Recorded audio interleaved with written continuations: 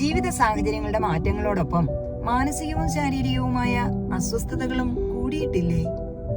എല്ലുമുറിയെ പണി ചെയ്ത് പല്ലുമുറിയെ തിന്നിരുന്ന കാലത്ത് ഇന്ന് കാണുന്നത്ര രോഗങ്ങളൊന്നും ആളുകളെ ബാധിച്ചിരുന്നില്ല. നന്നായി വിയർക്കുന്നതുവരെ വയലേലകളിൽ പണി ചെയ്തിരുന്നവർ വയറു നിറയെ ചോറുണ്ടവരായിരുന്നു. വിയർപ്പിലൂടെ ശരീരത്തിലെ മാലിന്യങ്ങളെല്ലാം അവർ ഒഴുക്കിക്കളഞ്ഞിരുന്നു. അതുകൊണ്ട് തന്നെ ആരോഗ്യവാന്മാരുമായിരുന്നു. വിഷമങ്ങൾ ഉണ്ടായാൽ അത് പങ്കുവയ്ക്കുവാനും കേൾക്കുവാനും ബന്ധുജനങ്ങളും സുഹൃത്തുക്കളും ചുറ്റിനും ഉണ്ടായിരുന്ന കാലം. ഇന്ന് ശരീരം വിയർക്കുന്നില്ല, ആർക്കും ആരെയും കേൾക്കാൻ സമയവുമില്ല. അങ്ങനെ എല്ലാവരും സ്വാസ്ഥ്യത്തിൽ നിന്ന് അകന്നു തുടങ്ങി. ശരീരത്തെയും മനസ്സിനെയും ശ്രദ്ധിക്കാൻ നമുക്ക് സാധിക്കട്ടെ. എല്ലാവരും ആരോഗ്യമുള്ളവരായി തീരട്ടെ.